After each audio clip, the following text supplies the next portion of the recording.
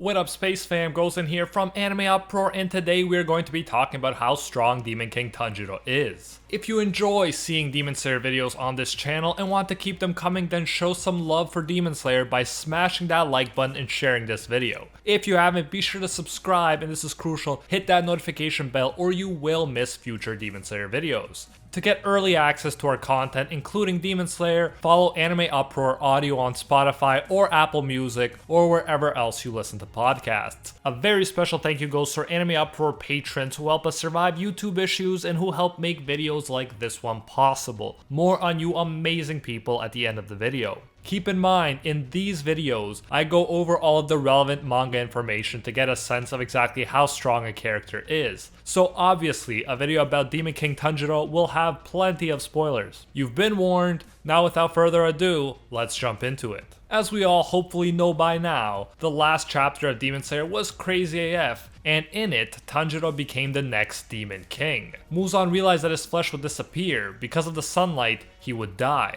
So, since he couldn't become the perfect life form, by which he means a regenerating demon who was immune to the sun, he decided to pass on his dream to another, specifically to our very own shonen protagonist. The reasons he chose Tanjiro are important, so let's go over them. According to Muzan, Tanjiro will conquer the sunlight and become the strongest demon, the king of demons. Here, interestingly enough, Muzan is nodding at the fact that there are other demons out there still, so continuation maybe? Let's hope so, but for the purposes of this video, it's enough to notice that Muzan is suggesting here that Tanjiro will surpass his own power. Not just his post-Tamayo poisoning power, but his max peak power. There are two key reasons why Muzan believes that Tanjiro will surpass him. One is the fact that since he's Nezuko's brother and shares her blood, he will be able to, like Demon Nezuko, develop immunity to the sun. Two, he is the only person alive able to use the same breathing style as Yoriichi, who Muzan calls that monster. The breath of the sun is the original and strongest breath style, and Yoriichi used it to embarrass and traumatize Muzan, the Demon King of Pop himself, when he was at his strongest. As we saw with Kaigaku and Upper Moon 1 Kokushibo, demons can use breath styles, and in fact they seem to be enhanced by demon blood. Because of these two factors, immunity to the sun and knowledge of the breath of the sun style, Muzan pours all of his blood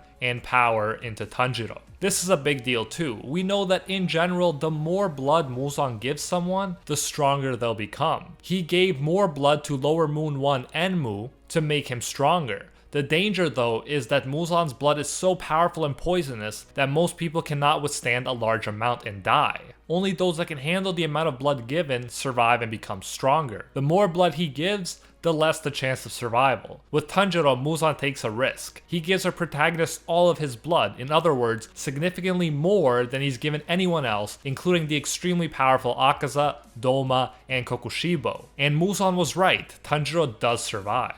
Before even taking in the blood, Tanjiro was the strongest Demon Slayer alive, and yes, even stronger than the pillars. He possessed the strongest breath style, the breath of the sun, he accessed the see-through world before the others, and he could enter the insanely powerful selfless state that he used to get the better of Akaza. When he cut off Akaza's head, he was far ahead of Giyu, a pillar himself already. But then he passed out, gained access to memories of Yoriichi using the Breath of the Sun style properly, and then he improved even more. He got even stronger. He went on to fight one-on-one against Muzan after Muzan just took out multiple pillars at the same time, including the strongest pillar Gyomei and Sanemi. Was Muzan getting weaker because of Tamayo's poisoning? Yes, but I still think that it's significant that Tanjiro could do so well right after Muzan took out the others. Tanjiro, weakened from exhaustion and the infection on his face, was able to connect the sun breath styles successfully like Yoriichi. Muzan points out that Tanjiro still wasn't on Yoriichi's level, but he was still amazing considering the circumstances. He lasted against Muzan one-on-one for over 2 chapters until Iguro jumped in to help. If Tanjiro was in good shape when the battle started,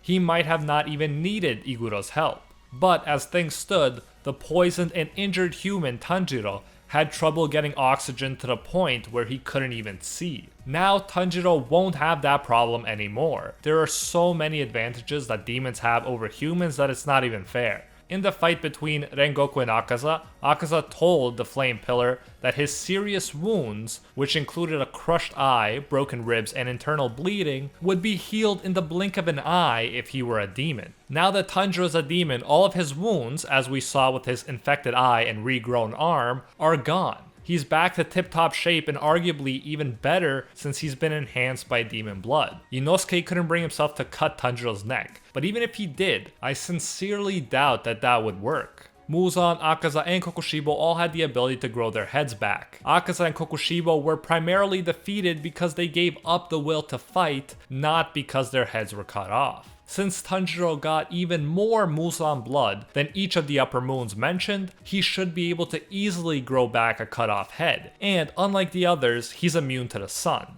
Thus, I believe that beating Tanjiro physically will be impossible. He's invincible. The only way to beat him is going to be to make him give up the will to fight. Even the red blades that did so much damage against Muzan should not be effective against Tanjiro. The red blades represent the sun, but if Tanjiro is immune to the sun, then red blades shouldn't be any more effective than a normal blade. Thus, if, as Muzan assumes, Tanjiro will be able to use a demon-enhanced version of the Breath of the Sun style in his demon form, then he's arguably the strongest character we've ever seen. Yoriichi is more skilled in swordsmanship, no doubt, but if Tanjiro is immune to the sun and red blades, and will regenerate from any wound, then not even Yoriichi could do anything to him. Eventually, Demon King Tanjiro would get a hit on Yoriichi, and as we know from Muzan, one hit can be enough to poison a human. For the first time ever, there is a possibility that there's a character who is not necessarily as skilled or talented as Yoriichi, but could potentially beat him in a fight to the death. Keep in mind, I didn't even mention that Demon King Tanjiro will probably have an OP